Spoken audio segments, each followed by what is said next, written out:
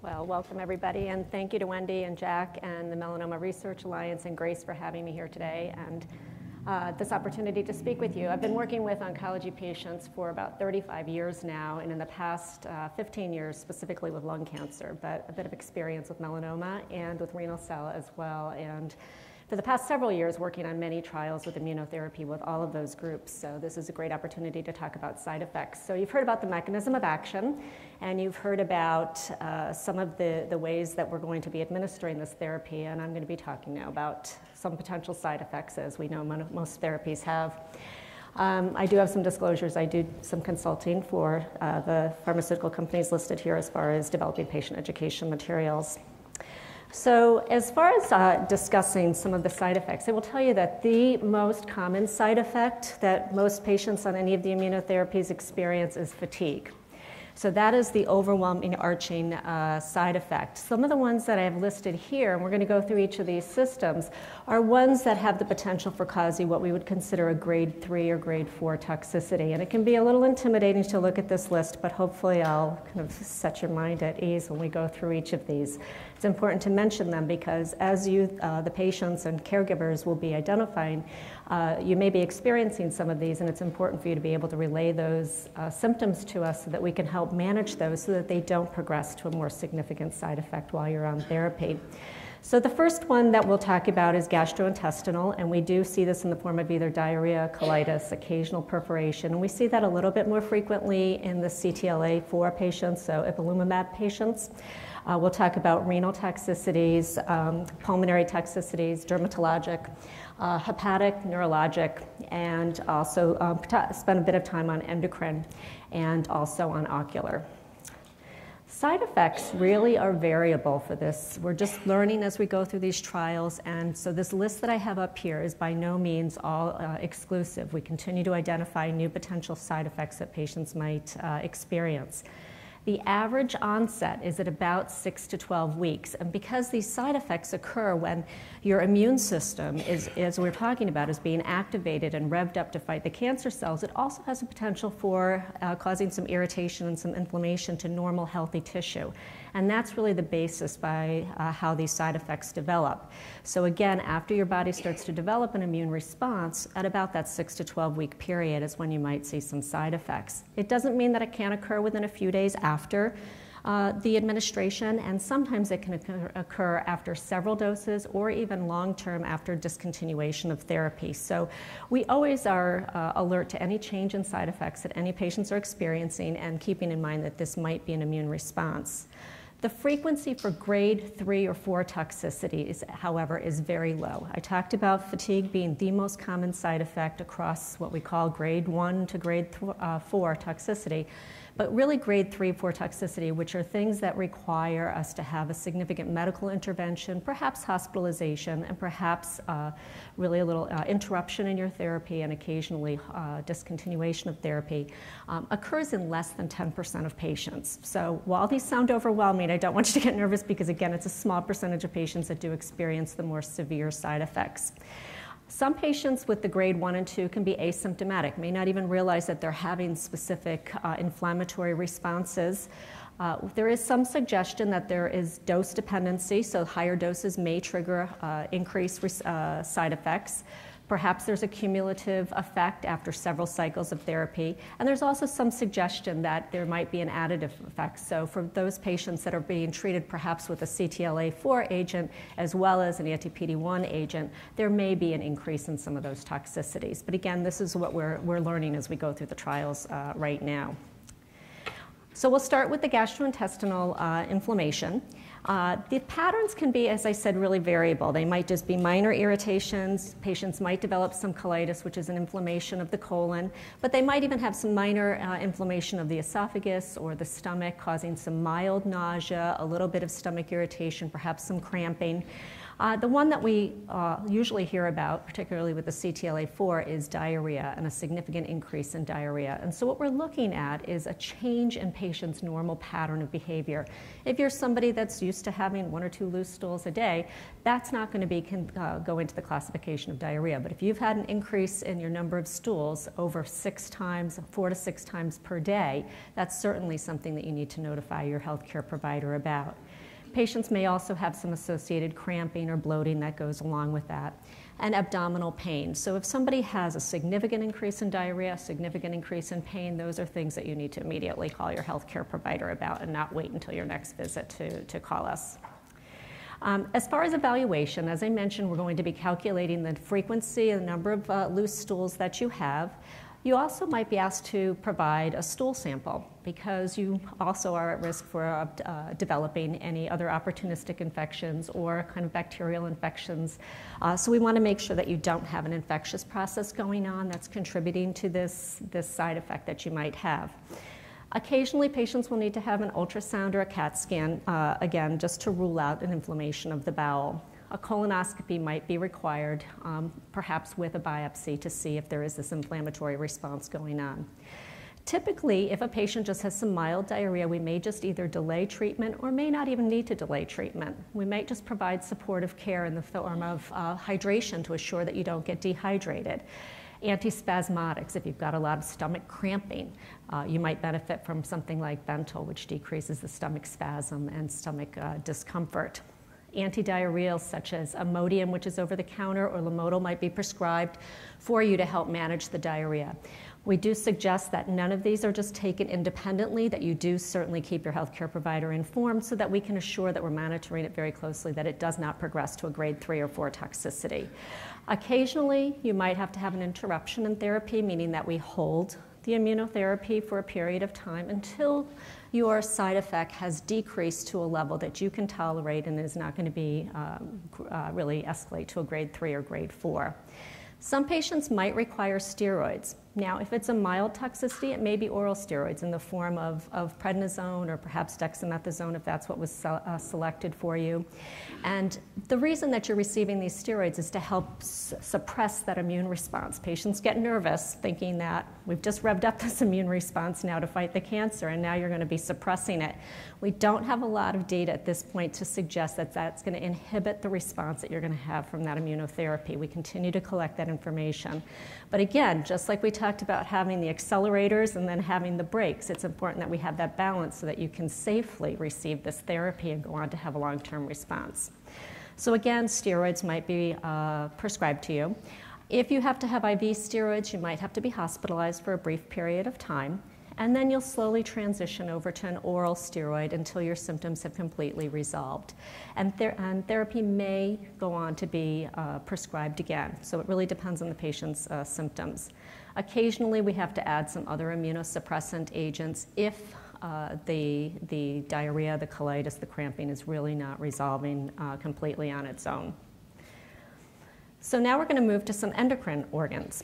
And we've got a few of those to talk about. So the first one is the thyroid gland. The thyroid gland is located in your neck, just for if people aren't aware of that. It does secrete several different hormones that are responsible for influencing metabolism, growth and development, and also temperature regulation.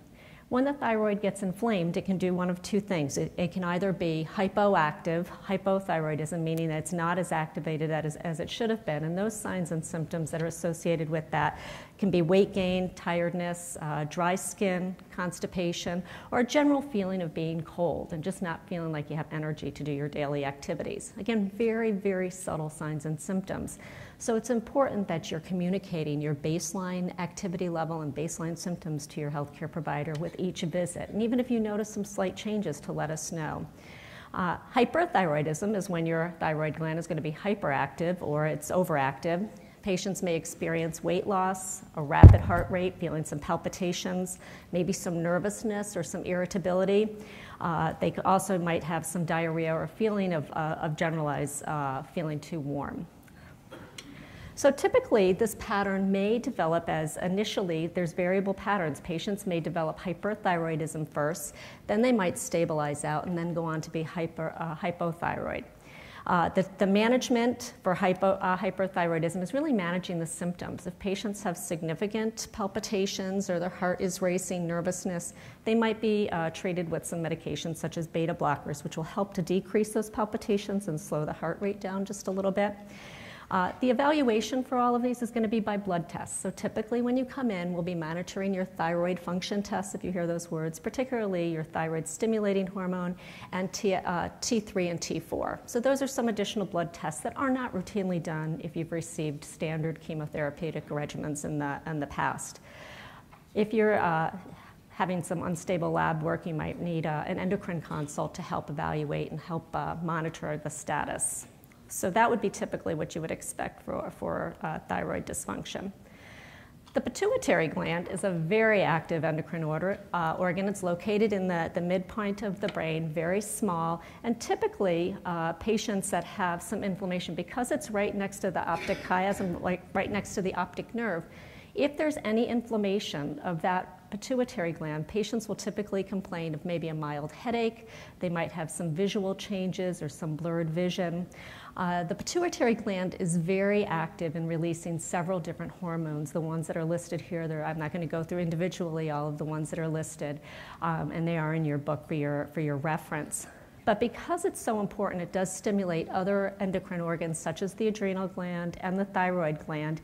Obviously, if it's inflamed, it could cause a significant dysfunction in many of your endocrine functions in your body. So you might have general feelings of fatigue, maybe some insomnia. There might be a decrease in sexual drive. There could be loss of appetite.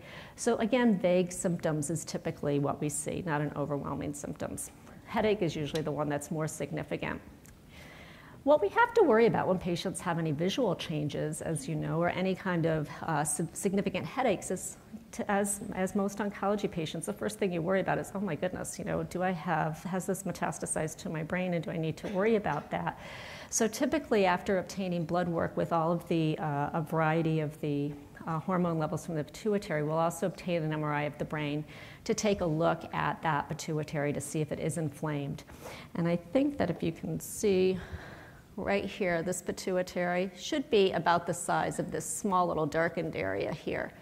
So this is an MRI that really just demonstrates the significant inflammation of that pituitary gland, causing a lot of pressure on the optic nerve. And the brain, as a fixed cavity, you're going to have headaches and perhaps some other neurologic side effects from that. So again, this is ruling out that the patient has got metastatic disease, but in fact there is inflammation of the pituitary, and this is called hypophysitis. For a fancy word for that. Typically, we hold therapy. We definitely hold therapy, the immunotherapy for this in this instance, and patients are usually admitted to the hospital for intravenous methylprednisolone. And then again, once they're stabilized and there is a decrease in the size of the pituitary, they can go home to be discharged on oral steroids until all the symptoms are resolved. Occasionally, patients might need to have some other hormone replacement if there's been any damage to the pituitary. So all of those hormones I listed for the pituitary, you might have to receive some supplemental hormones more long-term. For any patients that are on any of the long-term or intravenous steroids for suppression, if you're going to be on them more than a week or perhaps 10 days, you're also going to be prescribed antibiotics, because being on the steroids does increase your risk for opportunistic infections. So typically patients will be started on an oral antibiotic like Bactrim 3 times a week, or if you're allergic to that, it might be an inhaled therapy to minimize your risk of developing what we call an opportunistic infection. So we'll see that across all of the different side effects. The adrenal gland, another gland, it's actually 2 glands that are on the back end of the kidneys, are responsible for the release of several hormones, glucocorticoids, mineralocorticoids, in terms of the adrenal cortex, and those are listed here, as well as the adrenal medulla hormones, which is epinephrine and norepinephrine. The epinephrine, norepinephrine really are your protective mechanisms that the adrenal gland are responsible for, and the adrenal cortex really are the essential hormones that your body needs to function every single day. If there's an inflammation of the adrenal gland, initially starts with the adrenalitis, but if it does progress to more progressive symptoms, it could put you into a risk for what we call an adrenal insufficiency or adrenal crisis, which becomes much more significant requires hospitalization. Again, symptoms very similar to the other, fatigue, malaise. You might develop a decrease in your blood pressure, so we need to manage that a little bit more. Vague gastrointestinal symptoms. Hypoglycemia might develop, a loss of sex drive, and some irritability. Evaluation, endocrine consult. We do obtain all of the levels of the hormones that the adrenal gland does release. If you happen to have an afternoon appointment, you might be asked to come in the next morning to have a morning cortisol level obtained. So additional blood work that we don't routinely check for patients that are on standard therapy, or not even routinely for patients that are on some of the initial stages of the immunotherapy. Typically, what we will do again is hold the therapy for a bit of time. It may be permanent. You receive IV steroid replacement with your antibiotic prophylaxis. You may, again, need to be hospitalized, and you may require lifetime supplements. If there's, what we would mention is if there is more long-term damage to the adrenal gland, you may require steroids on an ongoing basis, and also what we call stress dosing. So if you're going to undergo another procedure or another surgery, or you've got other stresses in your life, such as an infection, we might at times during your life need to increase that steroid dosing. Pulmonary inflammation can occur, and this is in the form of what we call pneumonitis, so an inflammation in the lung tissue. Now, this can be a little bit more difficult and challenging to diagnose, particularly for patients that have either lung metastases or lung cancer, because again, the symptoms are very subtle. You might have an increase in shortness of breath at rest, cough, wheeze, decreased exercise tolerance. So the important thing is that we have an understanding of what your exercise tolerance is before you start your therapy. We understand what your oxygen saturation is when you come in to start treatment, and that we also understand what your oxygen saturation is after you've been active and even walking around, even taking a walk down the hall during clinic, so that we understand what the variation is in your pulmonary status.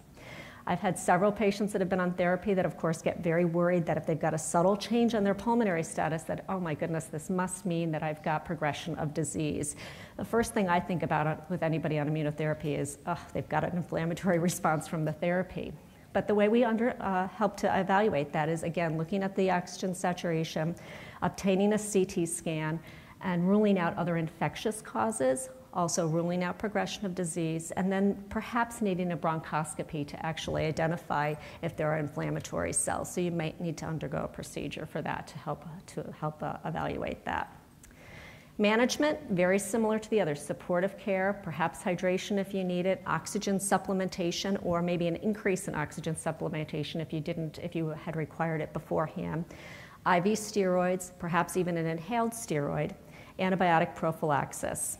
And again, evaluating to make sure that there's not progression. Liver inflammation, hepatitis. Again, these organs can all have inflammation from the therapy. Often this is asymptomatic. It's a little different than the infectious hepatitis that you might see in the cases of hepatitis C, hepatitis B, where patients tend to be much more symptomatic. Typically, what we see for patients that have the early stages of hepatitis is just a slight increase in your liver function tests, and those are typically done with every visit that you come in. So we're looking at AST, ALT, total and direct bilirubin. Again, patients can be asymptomatic, but this is the time that we want to identify if they've got a hepatitis that's going on. Patients might complain of very mild nausea, mild abdominal discomfort, but typically that is really the extent of it. If it did progress, you might develop jaundice or yellowing of the sclera of the eyes or yellowing of the skin, but normally we're going to identify it before it gets to that point. The management really isn't changing much from what we've talked about as far as the others. You're going to hold the therapy for a brief amount of time, perhaps also starting the steroids, and then prophylactic antibiotics. One of the things we want to keep in mind with liver toxicity or hepatitis is really minimizing any other medications that patients are taking that might also be metabolized by the liver. So keep in mind, if you are on anything like herbal medicines, over-the-counter medicines, particularly Tylenol is a big one that can cause an elevation in your liver function test, you want to make sure that you're discussing that with your healthcare provider beforehand, and you may be asked to discontinue those which are not necessary for you, so that you can minimize any of those liver toxic drugs, so that you can hopefully go on to continue your therapy. Kidney inflammation, also cause renal inflammation, acute interstitial nephritis may occur. Often this is very asymptomatic as well, and we identify this on abnormal blood tests. So a rise in a patient's BUN or creatinine when you come in. Typically you'll be asked to provide additional urine samples so that we can make sure that there's not another inflammatory cause of this interstitial nephritis. Additional blood work, also obtaining a nephrology consult if needed, occasionally a renal ultrasound and renal biopsy to identify if this is an infectious process, if it's another kidney dysfunction disorder that's going on, or if it's truly an inflammatory response to the therapy. Management, very similar, is providing adequate hydration, although you want to be sure that the patient is not having difficulty excreting normal urine or decreased urine output so that you don't provide too much hydration and fluid overload the patient. Holding treatment, steroid infusion, and then antibiotic prophylaxis.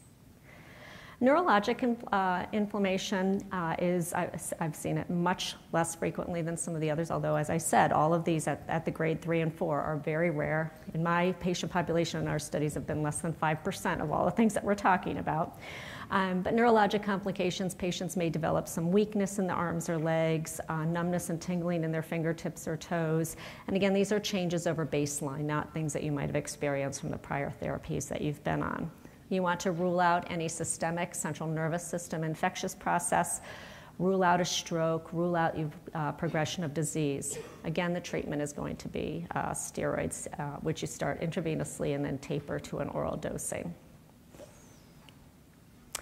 Dermatologic inflammation we are noticing more frequently, and typically these are grade 1 and 2, very small changes in the skin. You may see small patches, small discolorations of the skin. Occasionally patients are developing rashes. They may start out on the trunk, they may become a little bit more diffuse, they may be pruritic, meaning that they're itchy. Again, you may also have some blistering, very, very, very rare to have a more toxic dermatologic side effect such as that. Patients may also develop, in terms of derm toxicity, even some small oral lesions or oral tenderness, which are usually just treated symptomatically. If there is a diffuse rash that develops or patchy, scaly rashes that are really pruritic and bothersome to your daily living, then you'd be referred for a dermatology consult. You want to rule out any allergic complications, not inflammatory complications, but just contact dermatitis such as that. And a skin biopsy can be helpful in helping to identify the cause of that. Typically, it's topical therapy, really just supportive. Topical corticosteroids, emollient lotions, hypoallergenic soaps and bathing lotions that you're going to be using. If a patient does have any open areas, you may be prescribed a topical antibiotic before moving on to some more systemic therapies, such as an oral anti-itch or antipyretic medication. Okay? And steroids, obviously, if you've got a significant inflammatory response. Ocular inflammation can also occur. Patients may come in, particularly it tends to be one side versus the other, but it can occur with both of your eyes in the way of uveitis, iritis, or conjunctivitis.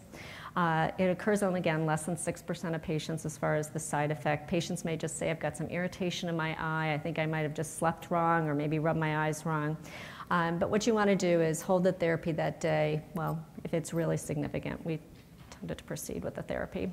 Refer to an ophthalmologist, and normally steroid eye drops can provide symptomatic control. So really, what are the keys to the management for patients? The key really is rapid diagnostic and treatment interventions. It's imperative for optimal control so that you don't progress to a grade 3 or grade 4 toxicity. Most of these are managed at a grade 1 or a grade 2. If you are started on steroids, if the IV steroids are switched over to oral steroids to go home, it's really imperative that that is only tapered under the healthcare provider's discretion, because if you rapidly decrease those steroids at home, you may have a flare of the symptoms. So early discontinuation may really put you at risk for progression of the symptoms or a relapse. So only decrease at the supervision of your healthcare provider. it is possible to have reinitiation of the therapy after you've had some of these side effects, even some of the grade 3 side effects. But the decision to restart is really not always clear. You've heard earlier that we're not sure exactly how many cycles that we need to do to mount that immune response for you. It may be that 4 cycles is enough, and if you have a side effect or toxicity beyond that, that perhaps you don't need to go on to get any more therapy. So that decision is really going to be between you and your healthcare provider in terms of what is in your best interest safely, and it may not mean that you're going to have decreased effect from your immunotherapy. So patient education, one of the other things that we've heard a little bit about earlier is the potential for tumor flare. One of the things that we think about after we start therapy is if a patient has a sudden progression of symptoms, and I'll use lung cancer for an example. I had a patient recently after 1 cycle, 2 weeks after their first cycle of anti-PD-1 therapy that came in with a significant increase in chest pain, shortness of breath, decreased oxygen saturation. And on further evaluation, it looked like their tumor had been progressing. We went on to continue therapy because it wasn't thought to be a pneumonitis effect, but more of a tumor effect. And the thought is that it does take your immune system a bit of time to really rev up and to recognize tumor before you begin to see a response. Some patients may have a tumor flare, so progression of symptoms may look like on your CAT scan that you have progression of symptoms. Occasionally, even new tumors might be identified before you see a response after several cycles of therapy. And again, that decision is going to be between you and your healthcare provider in terms of identifying really what is pseudoprogression or what is a pneumonitis or toxicity of therapy. Some of the things you need to keep in mind prior to starting therapy is making sure that you're providing an adequate health history to your healthcare provider, particularly if you have any history of an autoimmune dysfunction, because if you already have a body that's causing some attack on it with its immune system on normal healthy tissues, such as any of the ones that are listed here, you may not be enrolled in some of the clinical trials initially, and I think there's still going to be some work looking at whether or not patients with any autoimmune diseases can be treated on the immunotherapies or how we do that safely. But it is important to let your healthcare provider know if you have any of these so that they can be alerted to your risks for potential side effects or whether the therapy is appropriate for you or not. If you're on any immunosuppressant therapy drugs initially, you need to certainly let us know. And any change in any of your symptoms over baseline. Another thing is to let us know. Many people are treated at what we call tertiary hospitals, which is what my center is. So patients are living closer to to other hospitals. If you get admitted to another hospital, treated by another physician, please let your healthcare provider know who's treating with your immunotherapy so that they can collaborate and manage your symptoms. And with that, just letting us know what your medications are that you're taking, any change in your medications. Particularly, do not start any over-the-counter medications, even if they're herbal therapies or whatnot, without first getting that cleared. And I think we've gone over those, but just to reinforce that these side effects of grade 3 and 4 really are rare. Again, it's like less than 10%, in most cases less than 5%, but they're well managed if we have early identification and you can safely go on to get treated. So I thank you all for all of the things that you do for helping us move forward.